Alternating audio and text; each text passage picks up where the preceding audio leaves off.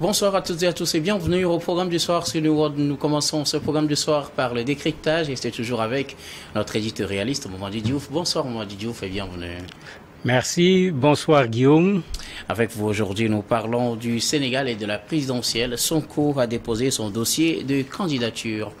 Alors que les dépôts des dossiers de candidature se clôturaient ce 26 décembre, l'on apprend que le candidat Ousmane Sonko, ou du moins celui qui voudrait être candidat à cette présidentielle et dont on connaît un peu le parcours avec tous les problèmes qu'il a eu avec la justice, a finalement déposé son dossier de candidature pour cette présidentielle.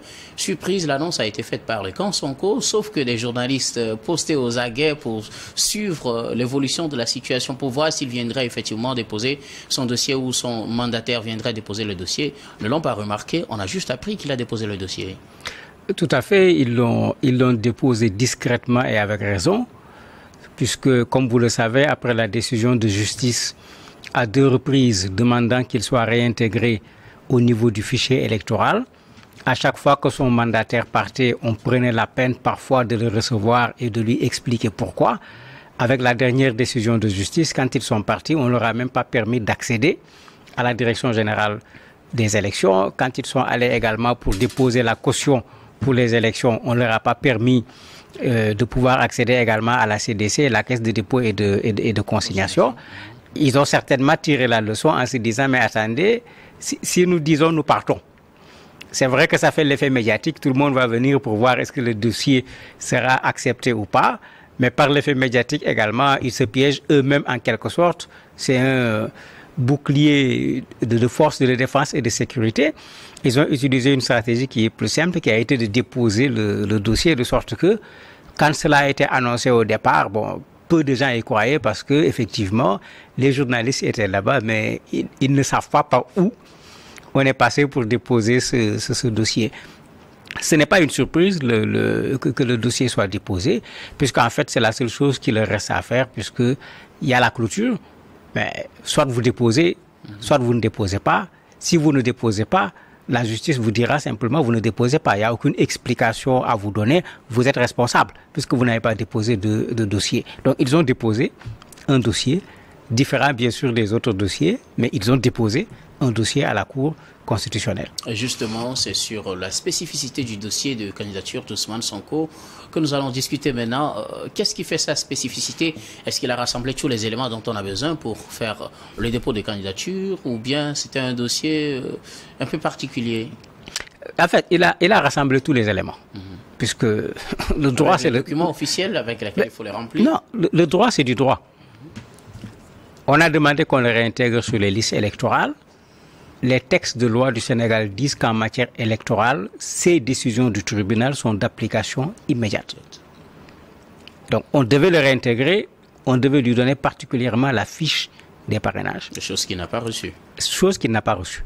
Mais depuis fort longtemps, des juristes sénégalais avaient dit, mais même s'ils ne les reçoivent pas, puisqu'ils ont eu l'intelligence, à chaque fois qu'ils allaient à la caisse de dépôt, à chaque fois qu'ils allaient à la direction générale des élections, de partir avec un huissier qui à chaque fois a fait un constat d'huissier, ils peuvent déposer le constat d'huissier pour montrer qu'en tant que candidat, il a fait ce qu'il devait faire, c'est-à-dire partir pour recevoir la fiche et c'est l'administration qui lui a refusé la fiche. Et ils l'ont fait avec la caisse, ils l'ont fait également avec la caisse de dépôt et de consignation. Donc dans le dossier, à la place de la caution, à la place des parrainages, on a déposé ces pièces d'huissier qui montrent que c'est l'administration qui leur a refusé des documents. Ici, l'administration a refusé la fiche de parrainage. Là-bas, on a refusé de prendre la caution et ils ont montré carrément que l'argent était bel et bien disponible. Ça se fait et c'est important parce que en matière d'élection, une erreur de l'administration ne peut pas être imputable au candidat, tout comme une erreur de l'administration ne peut pas être imputable à l'électeur. Donc, si le Conseil constitutionnel dit le droit, ça va être accepté. Puisque, pour Bassirou Diomaye Faye, ils ont pris ce qu'on appelle le parrainage citoyen, aller chercher les 45 000 signatures à peu près. Pour Sonko, ils ont pris la signature des élus. Puisqu'ils ont des maires, ils ont des conseils municipaux, ils ont des députés, ils ont plus de 13 députés, alors que juste avec 13 députés, ils peuvent avoir ce qu'il faut. Mais vous amenez la signature des 13 députés, vous déposez, en montrant que des gens pour vous parrainer sont bel et bien là, ils sont bel et bien prêts à le faire, mais c'est la fiche matérielle qui manque, mais le parrainage, il est là, il est effectif. La fiche, c'est quoi? C'est un papier qui a été fait par la Direction générale des élections, on a mis un numéro. Vous pouvez reproduire la fiche, vous n'aurez pas le numéro, mais vous reproduisez l'ensemble des éléments qu'il faut à la Cour suprême en ce moment de prendre ses responsabilités. Et je trouve que la démarche est très intelligente parce qu'il y a eu jurisprudence en la matière. Rappelez-vous la bizarrerie de nos élections législatives, où on a voulu invalider toutes les listes de l'opposition. Mais quelque part, il y avait une erreur de l'administration. La Cour suprême a validé la liste parce que l'erreur de l'administration ne devait pas empêcher à ces gens-là de pouvoir être candidats. On a vu cela également avec le professeur Insa Sangaré, qui a été dans la même situation en 1998, où son dossier a été accepté et ils ont précisé à cause de la défaillance de l'administration. Mais ici, on est encore en face de la défaillance de l'administration. Mais si la Cour suprême respecte la jurisprudence, le dossier va être accepté. On a eu un cas également en 2023 où, suite à un différend, quand ils ont jugé, ils ont dit qu'un constat d'huissier établi par le requérant et qui remplit toutes les conditions, quand c'est au niveau de l'administration qu'il y a eu un problème, ce contrat d'huissier peut remplacer le refus d'un document que l'administration devait donner au requérant.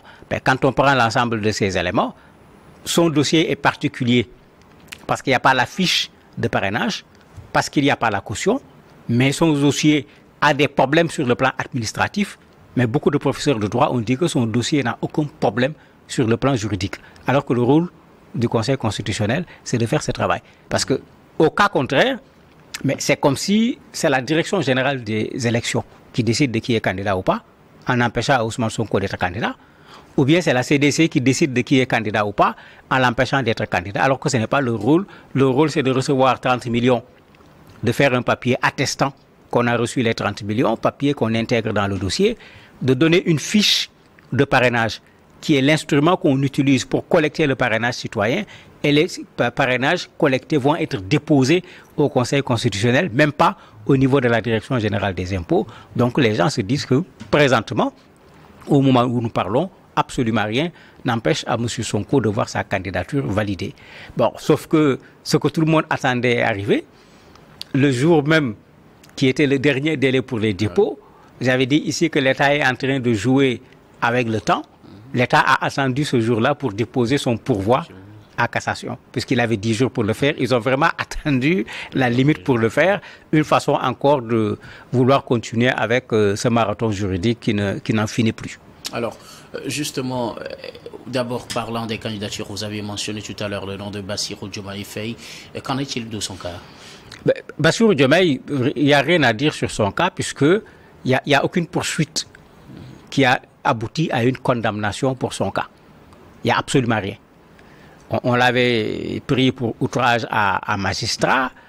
Finalement, on a corsé son dossier en associant son dossier avec le dossier de M. Ousmane Sonko, ce qui veut dire qu'il est poursuivi pratiquement pour tous les délits et crimes qu'on reproche à Ousmane Sonko, sauf bien sûr le vol de portable qui est une affaire plutôt personnelle, mais on considère qu'association de malfaiteurs en relation avec le terrorisme, etc., on l'a mis dans tous ces dossiers.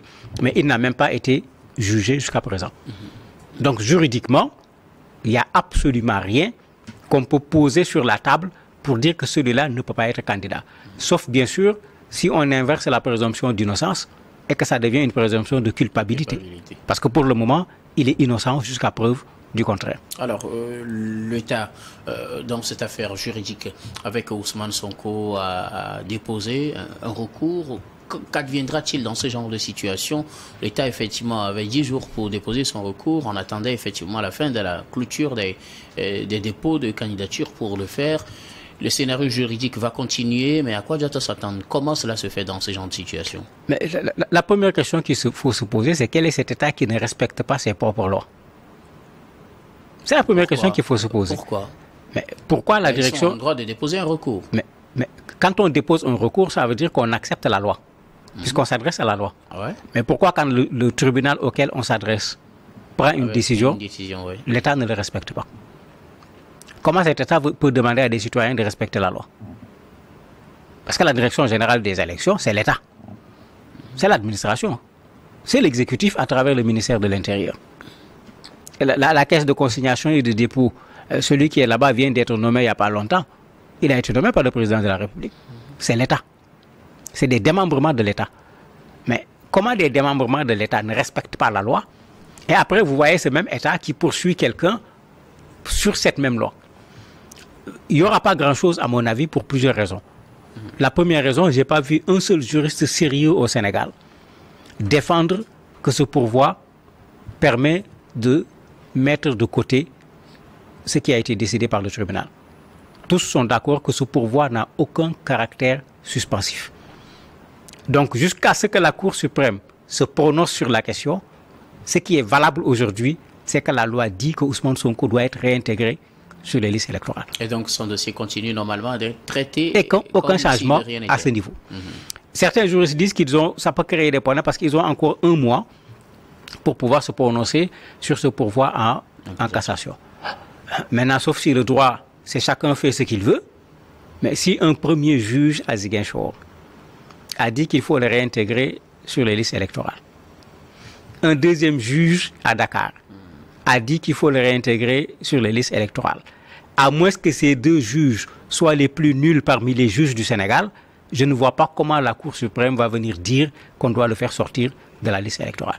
Et certains même ont dit qu'il ne fallait même pas aller dans cette procédure parce que c'est d'abord ridiculiser l'État, c'est également ne pas respecter la justice, mais c'est surtout donner raison à ceux qui disent que c'est l'État sénégalais qui fait tout pour que Sonko ne soit pas candidat et qu'en fait on n'est pas devant une affaire juridique, mais on est plutôt devant une affaire juridique où la politique s'est enlacée très fortement sur la question juridique.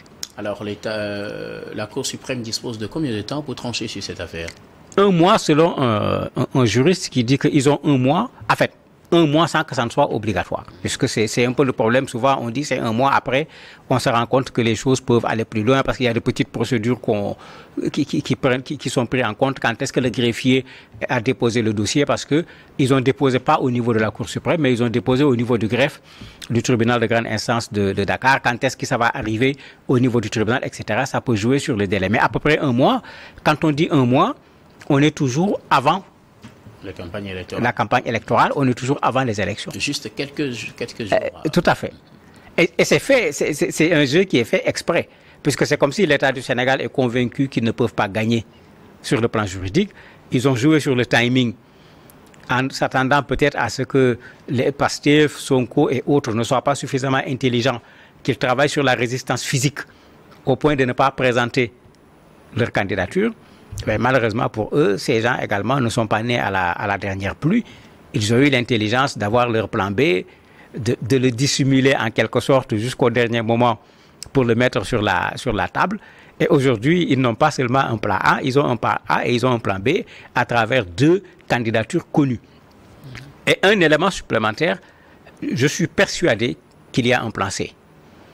C'est-à-dire si on empêchait à M. Sonko d'être candidat, si par extraordinaire, on empêchait également à Diomaye Faye d'être candidat, je suis sûr que sur la liste, parce qu'on en a 79 quand même, c'est extraordinaire aussi ce qui se passe au Sénégal, il y a 79 personnes qui ont déposé leur dossier quand la date limite est arrivée. C'est vrai qu'on a quitté les 265 candidats, il y en a qui ont disparu, mais 79, ce n'est pas trop, c'est excessif. Mais prenez simplement de façon pratique. Au Sénégal, le bulletin est un bulletin unique. Disposer 79 bulletins dans une salle de classe. Vous voyez ce que ça donne? Mettez dans la salle de classe 79 représentants de chaque candidat. Si moi je viens pour voter, je passe où?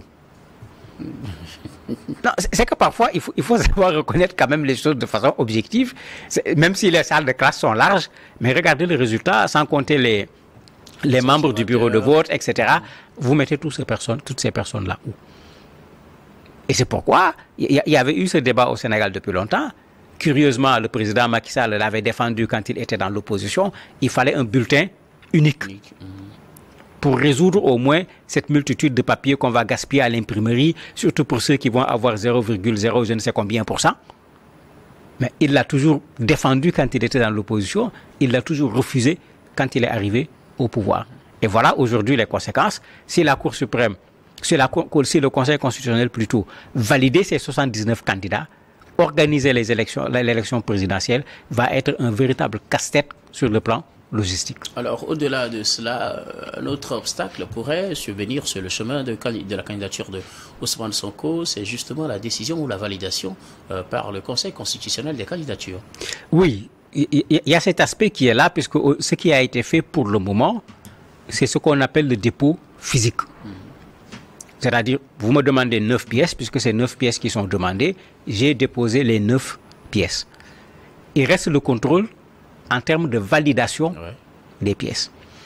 Il reste un autre contrôle qui est beaucoup plus complexe et qui peut créer beaucoup de problèmes.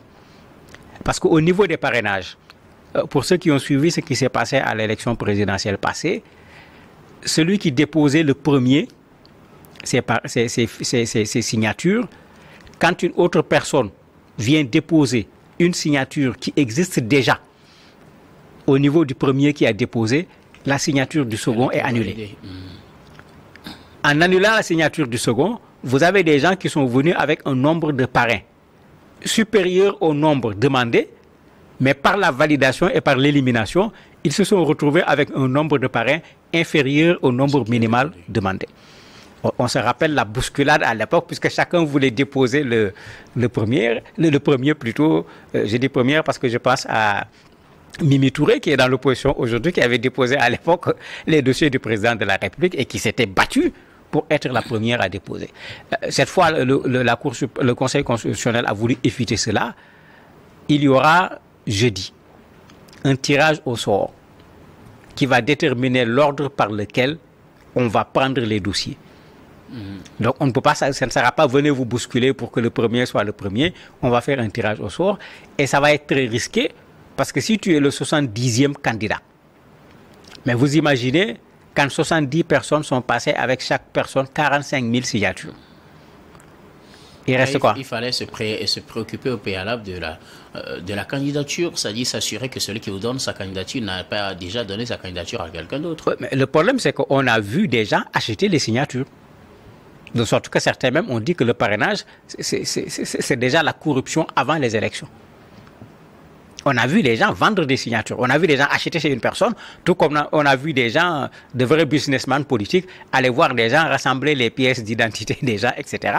Puisque c'était un travail fastidieux également, puisqu'il fallait le faire au moins dans 6 régions au niveau du Sénégal. Mais aller faire ce travail pour toi et puis vendre. Ce qui crée le risque de doublon. On a vu des partis qui ont la dernière fois été recalés à cause de cela, qui ont pris leurs dispositions pour essayer de voir comment travailler sur les signatures pour éviter de déposer des doublons. Mais malgré tout, sur ce point-là, le dernier mot revient au Conseil constitutionnel. Et vous n'êtes pas en mesure de savoir quelles sont les signatures qui sont chez tous les 79 candidats. Donc vous n'avez aucune garantie au moment où vous déposez que vous n'avez pas de doublons. Le deuxième élément, ça va être le contrôle de l'exactitude des autres papiers. Le troisième élément, il y a une discussion sur le fait que le Conseil constitutionnel, au-delà du contrôle de ces éléments qui ont été déposés, a la possibilité également de chercher sur la personne, est-ce que la personne peut, pour une raison ou autre, être candidat ou ne pas être candidat. Et là, ça crée une grosse discussion parce que certains disent non, ils ne peuvent pas avoir une porte ouverte leur permettant de sélectionner les candidats sur une base qui n'a pas été écrite de façon bien précise. D'autres disent non, la loi n'a pas été précise, donc ça leur donne une certaine ouverture pour pouvoir le faire. Mais on attend de voir ce que cela va donner. Merci beaucoup à vous, Mamadi Diouf. Nous arrivons à la fin de cet entretien. Ousmane Sonko a finalement déposé son dossier de candidature. Que faut-il retenir en deux mots? Il a déposé son dossier de candidature. Espérons que l'État sénégalais, parce qu'il faut clairement parler de l'État sénégalais, va accepter que ce monsieur a fait tous les sauts d'obstacles qu'on a mis devant lui.